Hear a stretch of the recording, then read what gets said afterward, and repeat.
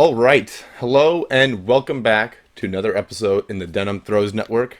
Taking some time off. I was trying to focus and review kind of how the indoor season went, and I wanted to game plan what I wanted to do moving forward with this Throws network.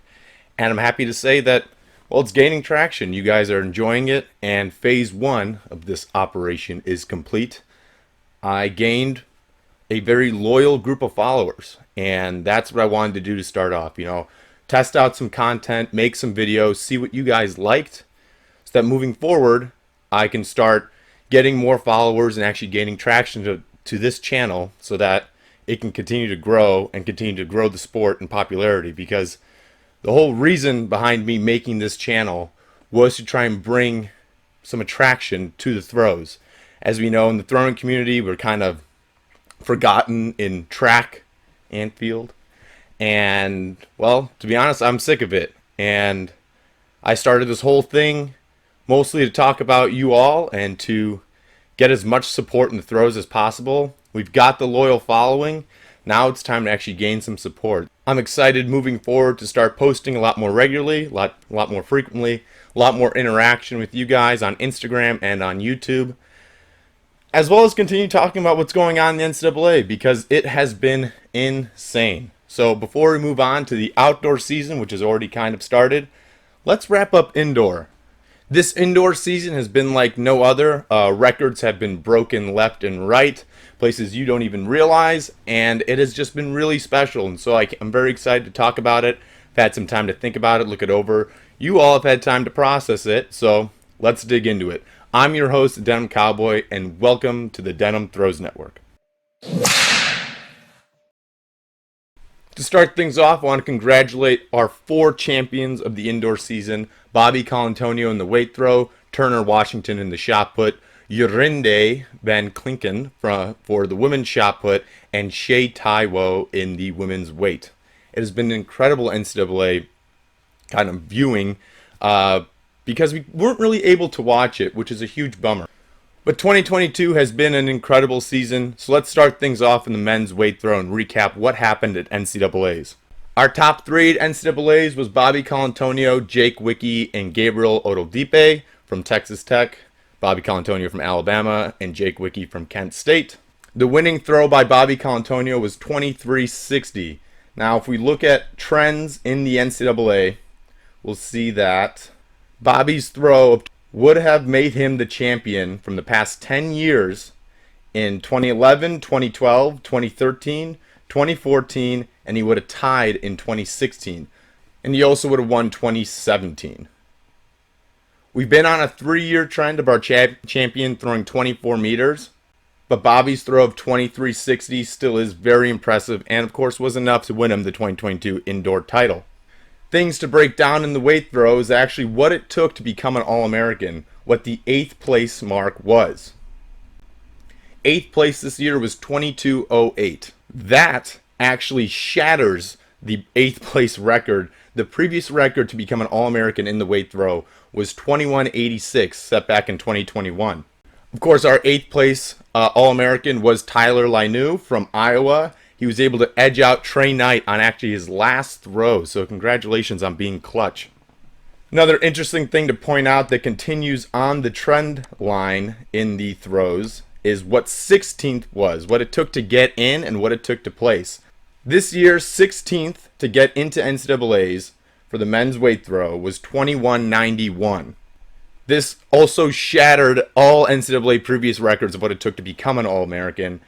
And it also shows that 8th place was 22.08 set by Tyler, but to get in was 21.91. So to kind of kick things off with what happens at indoor NCAAs, I think it's important to realize it's really hard to get in, and then the meet itself is really hard to actually do well in. For a lot of these guys, it's the first time they're competing against each other. It's one massive flight of 16, so there's a lot of downtime in between each throws. And the stress of knowing you got to pop something off in your first 3. The thing about indoor that's very interesting is anyone who just throws a big mark that year kind of gets put into that list. So sometimes those big throws happen in the last round, round 5, round 6. But at NCAA's, you got to do it in the first three, which was what makes it so challenging for a lot of these athletes. It's the first time they actually have to pop something off in their first three throws. Now, this season actually saw it being a lot more difficult to place as an All-American than it did to go in, but the trend stays the same, that it's usually pretty tight. We can see in 2021, 2186 was 8th, 2175 it took to get in, so really tight. 2019 we see the same, 2174 to take 8th, 2163 to get in. So this does not go beyond any of our trends. This stays the same, but again continues to show the difficulty of what it means to actually become an All-American in the throws. To actually break down the men's weight throw, there's a couple of interesting people to keep in mind. First is Gabe Oladipe, because he was in 16th going into that NCAA meet, and he finished third with a PR throw of 22.84. So he was the bubble mark and ended up third. It's very impressive. He actually had the best increase in performance of that entire weekend. So congratulations to you, Gabe. And of course, you can't talk about the men's weight throw without talking about Israel Olade, right? He was our number one guy going into that weekend, and obviously the pressures of NCAA took a hold of him. He finished 10th with a throw of 21.58. Going in, he was throwing over 24. He had a lot of consistent meets throwing 22, but pressure of NCAA, pressure of being number one. If we look at his series, we'll see that he fouled through 21.58 and then fouled again. Very unfortunate. It just shows how difficult it is to have a great season and then do it when it matters at NCAAs. Of course, looking at our champions, Bobby, Turner, Jorinde, and Shey, Shey was the only athlete ranked 1 that finished 1. I think that's something really important to note with the NCAA season. A final interesting note to point out in the men's weight throw, if any of you tried to watch it, you would have realized that it was only showing track events at the same time as the men's weight, so we were only able to see live results. But if you were watching the live stream, you would have noticed something very interesting. The 60-meter prelims kicked off at 4:15 p.m. The men's weight throw kicked off at 4 o'clock. And the best part was Bobby threw 23.09, or his first or second throw, 23.09 or 23.38. I believe it was his second throw, because he got a slow clap going and he yelled at it, and it was a great toss, 23.09. But if you're watching the live stream, Oregon's 60-meter sprinter, their top guy, got DQ'd for a false start. And that 60-meter prelim he was in happened at the same time Bobby hit that throw. So congratulations, Bobby. You single-handedly ruined this kid's chance of an NCAA title, and he was actually seeded number 1 going in the 60-meter dash. So kind of an interesting thing that the throwers are still relevant. And hey, maybe people should pay attention to what we're doing, because we will mess you up if we're having great throws. And Bobby, obviously your 23.09 would have won you the comp. So you had a great throw, and you also kicked a kid out of finals and DQ'd him from NCAA, so congrats. Moving on to the women's weight throw. Oh, what a competition it would have been to watch. Shey Taiwo pulls it off on her last throw, putting in 25.55, leaving her 1 centimeter shy of the collegiate record. Ugh, that's such an official, 1 centimeter is such a discrepancy. That's all the spot. But congratulations on a bomb of a throw. That is 83 feet and 10 inches in English units, 25.55. And she did on the last throw. Again, would have been fantastic to watch. Something I'm pushing for, to go in there and actually stream it myself and be an announcer. But incredible. She kicked out her teammate Jasmine Mitchell, who was sitting in the lead for most of the competition. And that actually bumped her from second to first. So Ole Miss was 1 and 2 until Shey's last throw, where she kicked out Jazz and she kicked out Cameron Rogers from second to third on that final throw. Very impressive. Would have been an awesome competition to watch. Incredible opportunity with all the women. Of course, our top 3 was Shey from Ole Miss, Jasmine Mitchell from Ole Miss, and Cameron Rogers from Cal. Interesting stats about this NCAA meet is the fact that 24 meters would have won you in 2021, would have won you in 2018, and all successive years. So outside of 2019, 24 meters would have won you NCAAs. 24 meters this year puts you in 3rd place. Ridiculous.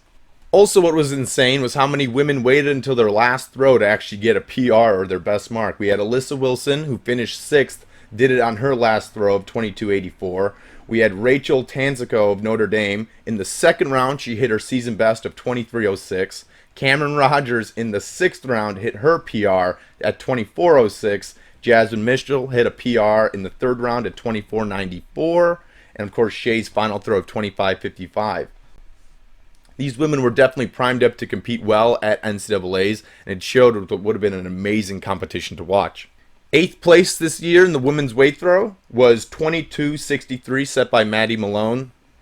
22.63 is the 8th place record in the NCAA of what it took to become an All-American.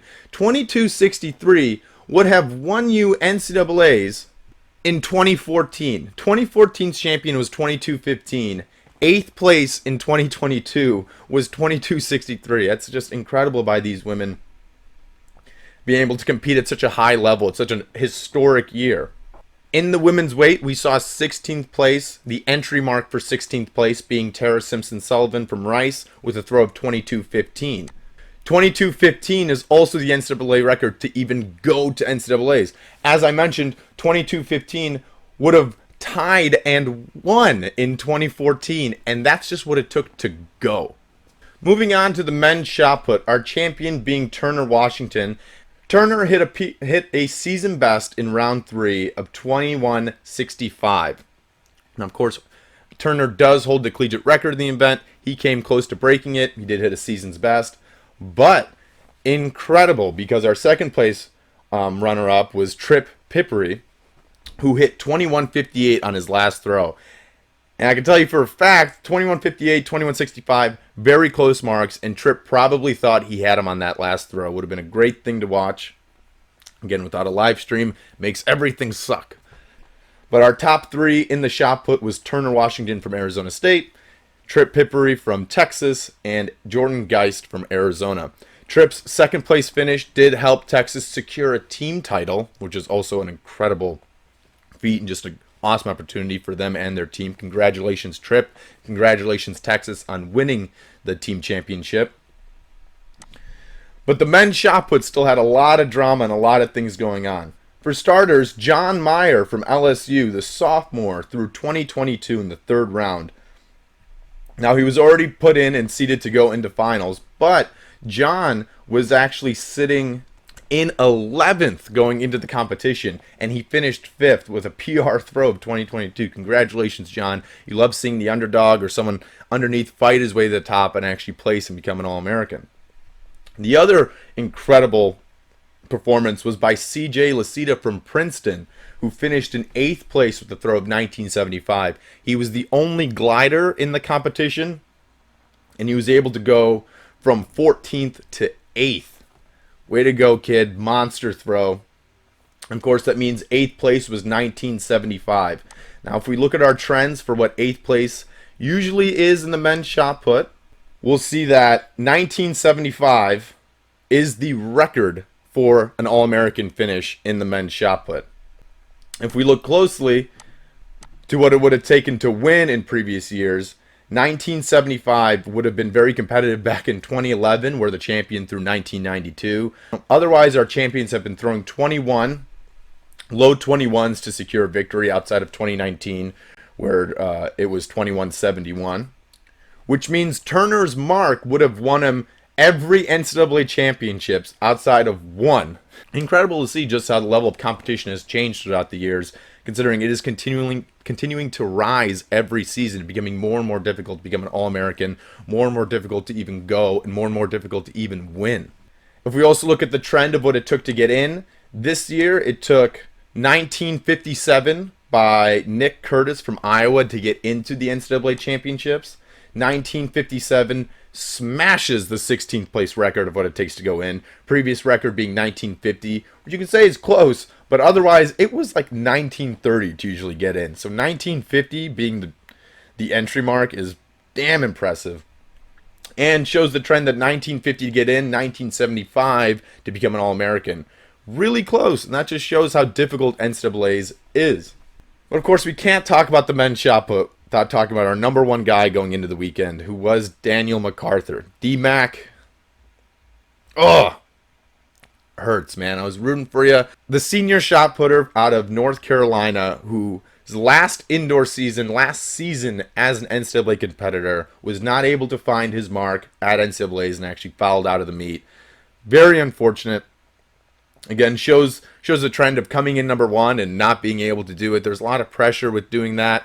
A lot of pressure with feeling like you need to be the champion. D-Mac fell short. But now it's exciting to see what D-Mac can do moving forward in the post-collegiate era as he's done with the NCAA. And moving on to our final event in the throws of the NCAA was the women's shot put, where Jorinde van Klinken won with a throw of 1908. 1908, of course, was 1 centimeter behind Adelaide's PR and Adelaide's throw going into the NCAA championships, as she was sitting in number 1. Unfortunately, Adelaide fell under the same curse of the number 1 seed not doing too well. Adelaide finished second with a throw of 1795. But Jorinde was able to pull it out and be the victor of the women's shot put. Our top 3 in the women's shot put was Jorinde van Klinken, Adelaide Aquila from Ohio State, and Latavia Maines from Tennessee. Arizona State loves saying that they're Throws University, throws you. Well, they kind of are. They won the men's shot and they won the women's shot. So that is one school, and Coach Blue Tricks definitely knows how to coach the shot put. Jorinde's throw of actually 19 was a huge PR for her, as that puts her as one of the few discus shot put throwers, female, who were able to throw 19 in the shot and over 60, actually I believe over 70 in the discus. She's one of very few that have able to throw both marks in both events. So congratulations to you, Jorinde. You are a junior, so it's going to be very interesting to see what happens moving forward. Of course, our NCAA finals was also the battle of 2 Olympians. Jorinde being an Olympian in the discus, Adelaide being an Olympian in the shot put. And Jorinde proved to be victorious on the day, so congratulations to you. Other notable marks at that championship, Sam Noning, who finished in 4th for Arizona, hit a season best of 1747. Sam is a previous NCAA champion, so it was good seeing her getting back into the top spots. Going in, she was sitting 12th and then finished 4th, so congratulations, that's an incredible jump. But not to be outdone was Latavia Maines from Tennessee. She did come in 5th, but she was able to hit the throw she needed to finish 3rd, so congratulations.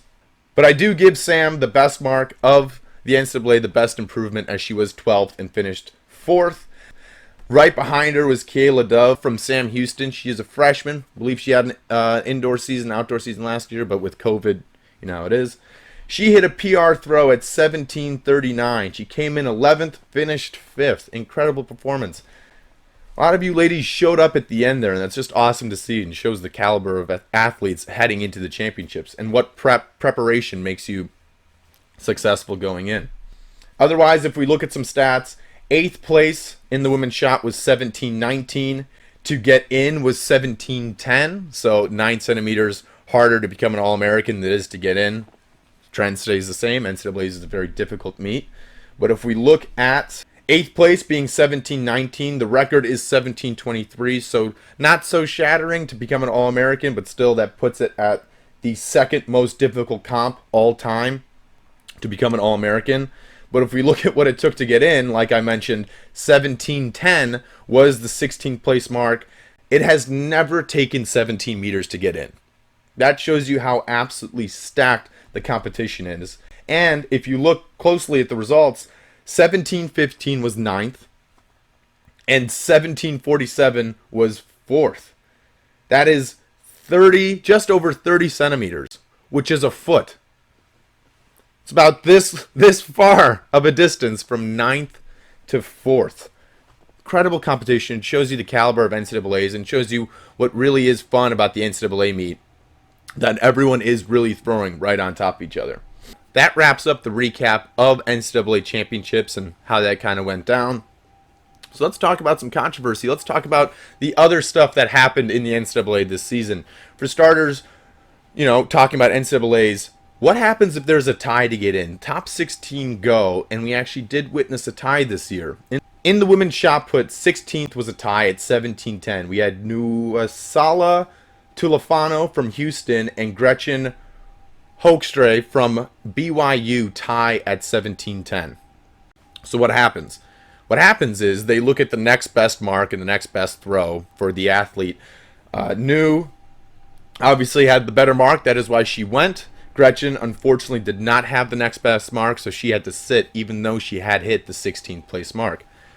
What happens if they tie again? Well, digging into the rules, I found out that if every single mark is a tie, which usually happens in the high jump, we don't see it in the throws as often, but if every single mark is a tie, it goes to a coin flip.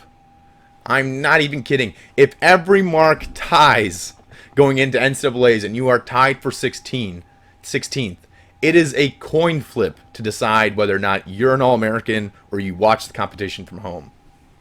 Kind of bizarre. Next bit of controversy that's been brought up to my attention multiple times, and I had to dig to figure this out. Virginia Tech. You can't talk about the weight throw this season without talking about Virginia Tech. You can't talk about the women's weight specifically without talking about Virginia Tech. Congratulations to both their throwers, Rebecca Mammal and Sarah Killian, for going into NCAAs and being All-Americans. But what's the controversy? Well, both throwers had massive PRs leading into conference championships and leading into the final week of the regular season. But something interesting happened. They got a new weight. They got a new dominator. Very interesting looking dominator. Very long looking dominator. If you look at it, I don't have any photos of it. I've just seen it from passing and some videos. It is a weight where at the bottom of it there's a massive steel ring. And now people have been saying that that's cheating. That is not a legal weight.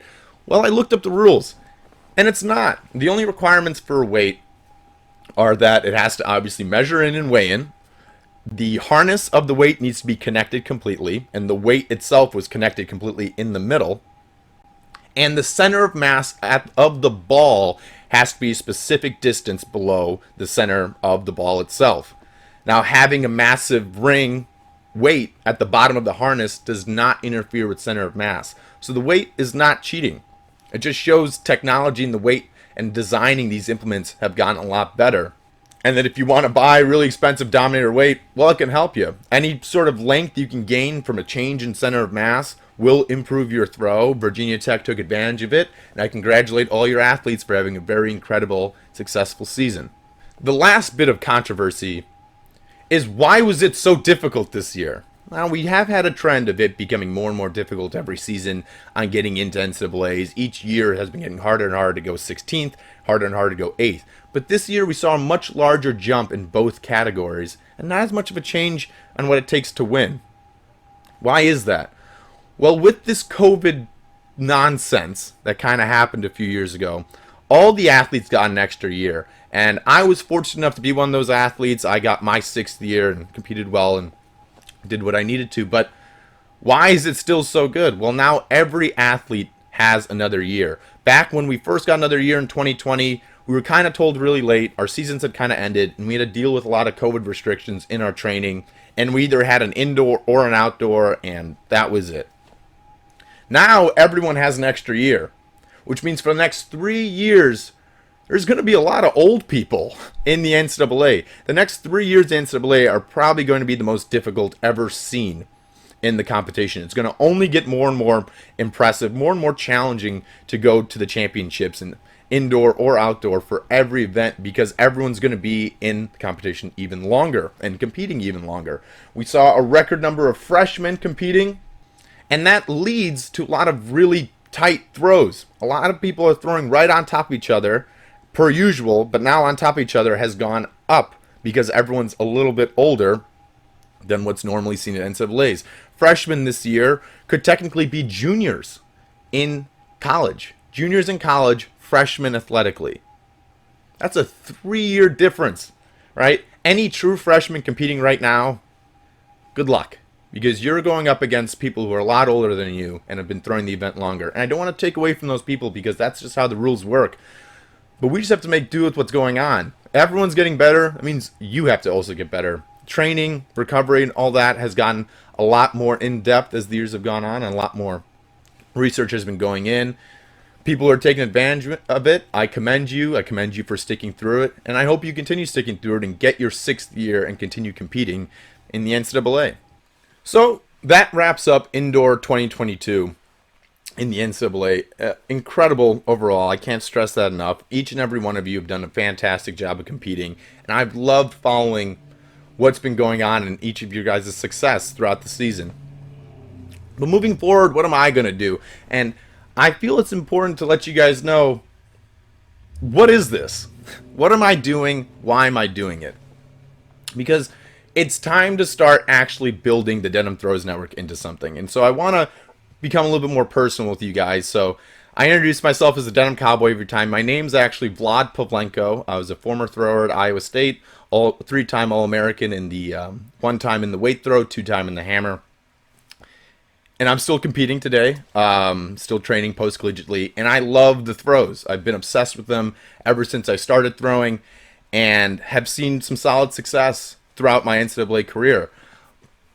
But I've been a little ticked off. As I mentioned at the start of this video, there's not a lot of coverage about us, and there's a lot of really interesting stories that go on in the NCAA between battling with injuries, personal addictions, personal problems, and a lot of just crap that we have to deal with. And it seems like the only limelight comes to the sprinters and the runners. I'm not taking away from them. You know, what they do is very impressive, and they deserve just as much recognition as us, and their events are obviously more fun to watch. You know, a race is way more interesting than a throwing event where you could win on your first throw, and it doesn't really seem like much of competition. But we're important, and no one's taking the time out of their day to actually try and say how important you guys are.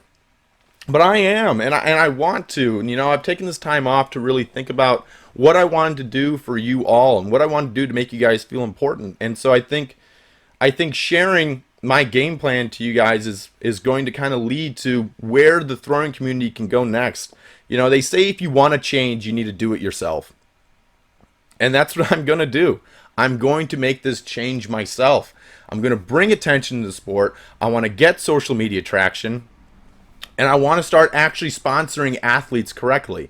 How am I going to do this? Well, because of my loyal following I have right now, and probably the ones of you sticking to the end of this video to watch and hear what I have to say, share this video. Tell your friends to follow me. Subscribe to my YouTube. The more traction I get, the more opportunity I get for ad revenue.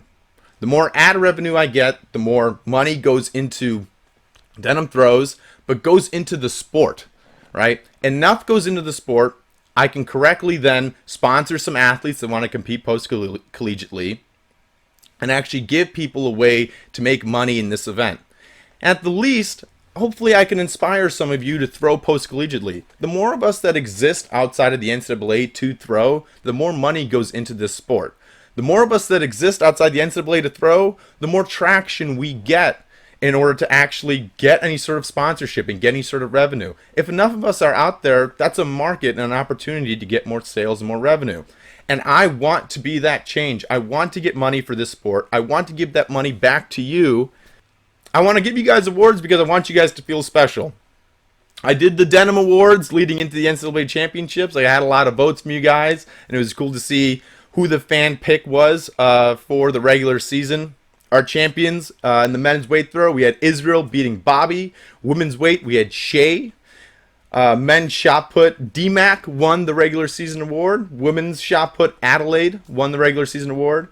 Our top male, we had DMAC beating out Jordan Geist. And our top female, being the closest competition, Adelaide or Shey.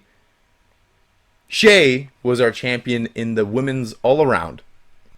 And it just shows that you guys are popular. People do like you guys. We might be a small community, but your successes are really important, and they're inspiring to a lot of us.